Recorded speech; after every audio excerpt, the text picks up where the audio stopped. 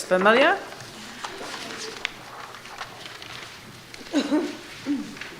Is Brian coming as well? Or? No, he's had to go to Melbourne for a close family funeral. Oh. So it's unexpected, so my apologies. Do pass I on, only hope pass to be on here. my sympathies. Thank you. I only hope to be here in terms of technical support, but it's me at present. I do have a map, and I'm just wondering if I could give that just to hand round quietly. I'll come to, in fact, that at the end. Yep.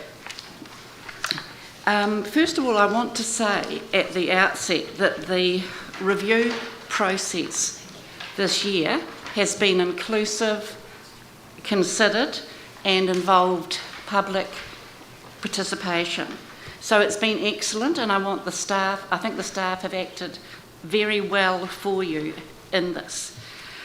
This is in marked contrast to what independent citizens experienced in 2003, where we felt excluded and appealed to the Local Government Commission, and the council ruling at that point was overturned.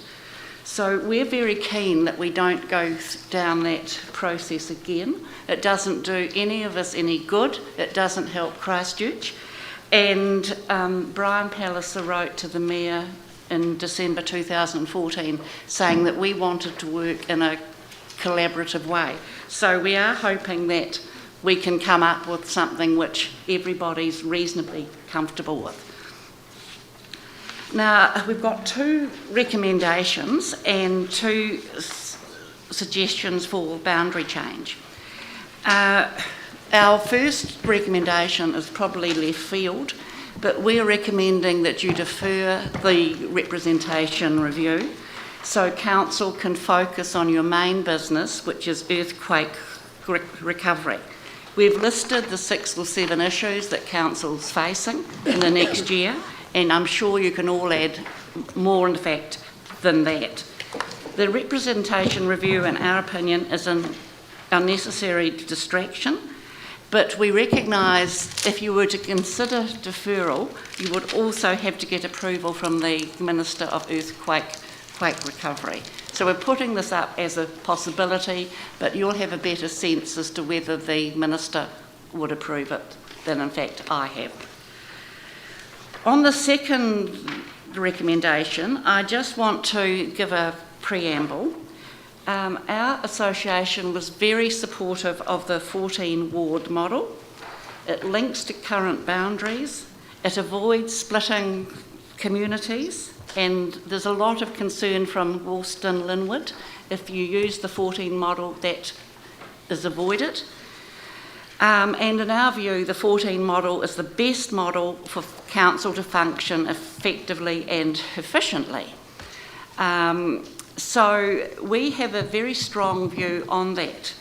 Now, we understand that the 14 model was rejected at the last council vote on this 8-6.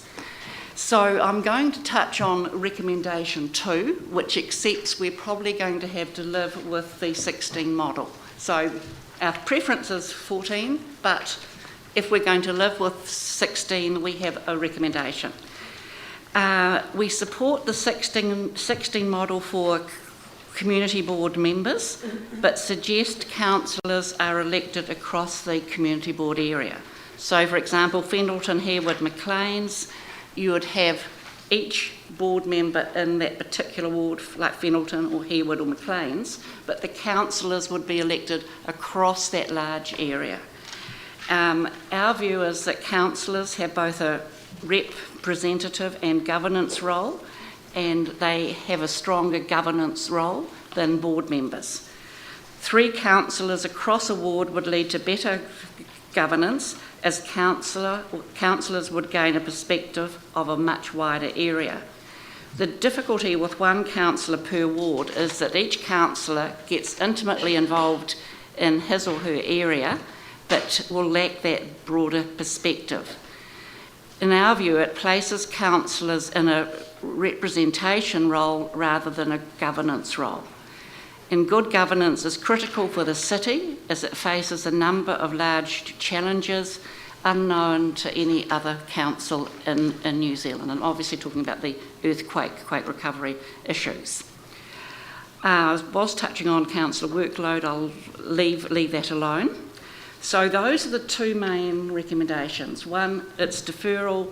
Two, that if you go with the 16 model, you look at 3 councillors across that broader area, leaving Banks Peninsula and Sumner with their 1 councillor. So it's using the model, but a slight adaptation for councillors. Now, I do have 3 possible boundary changes, and the first one I'll touch on is Fendleton, which is in front of you.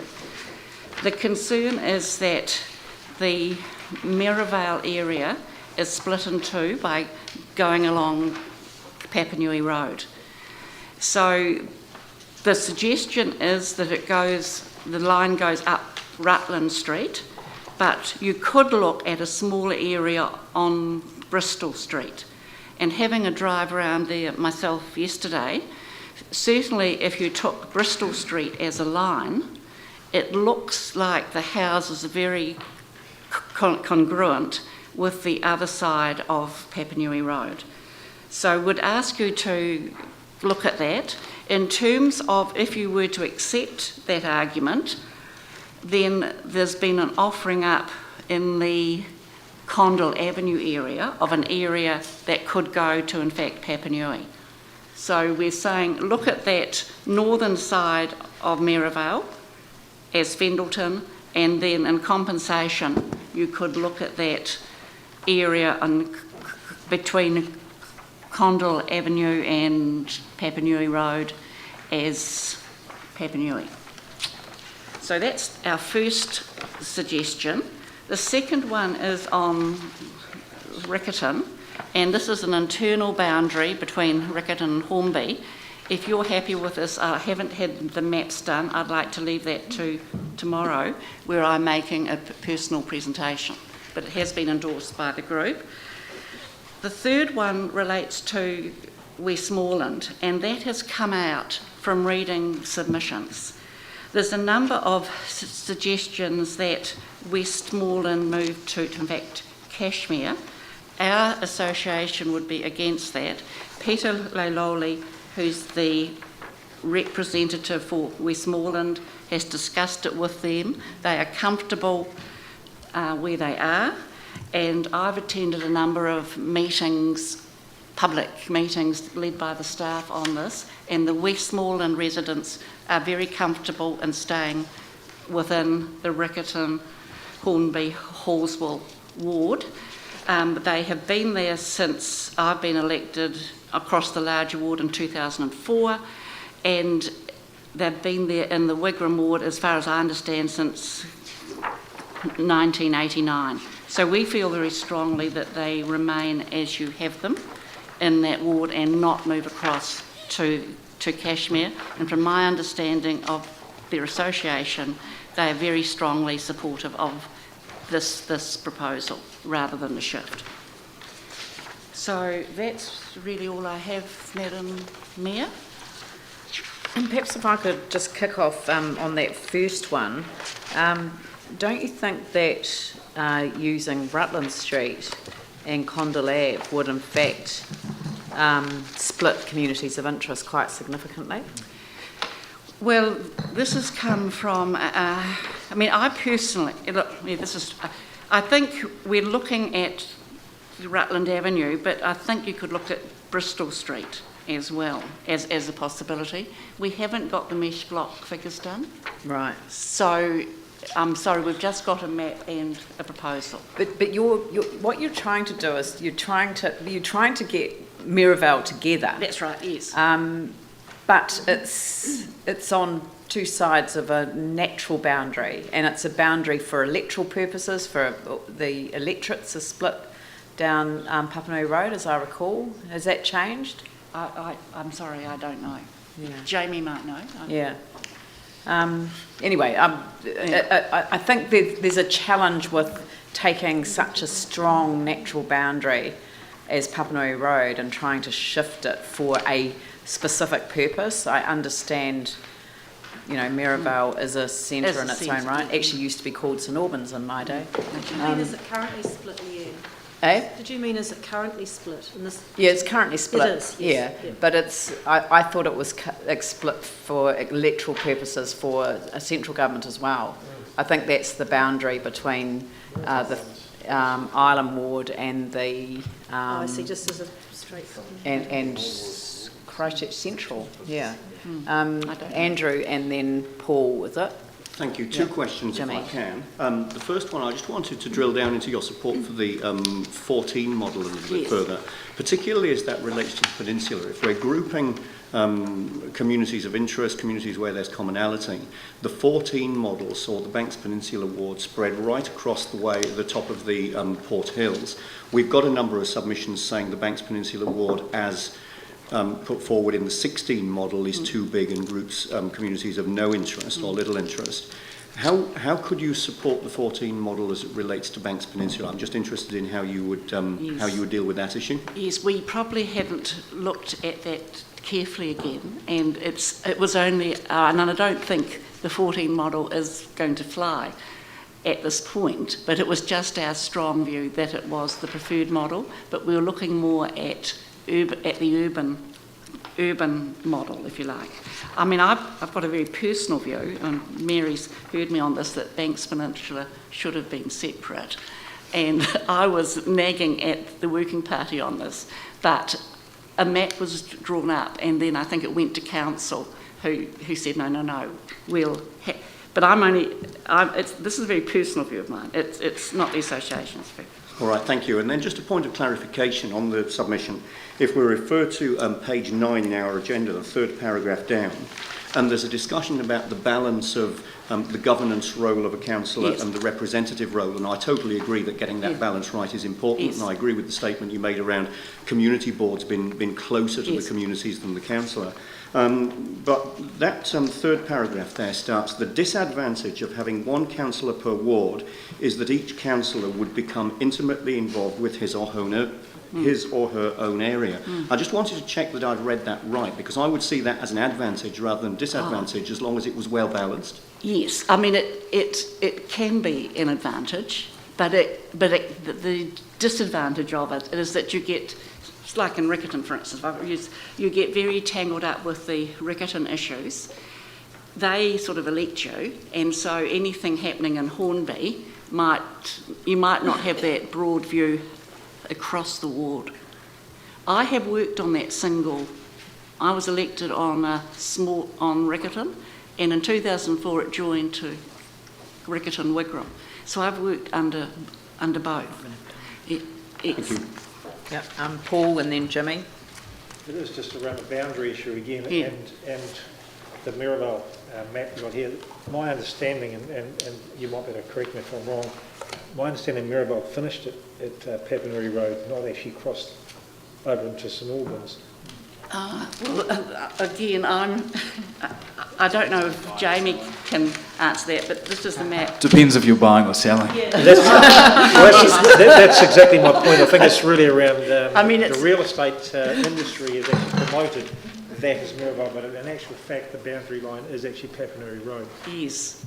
I mean, I do think, I've always seen a Mirabelle, and I've always seen the kind of housing which is linked with, in fact, Mirabelle.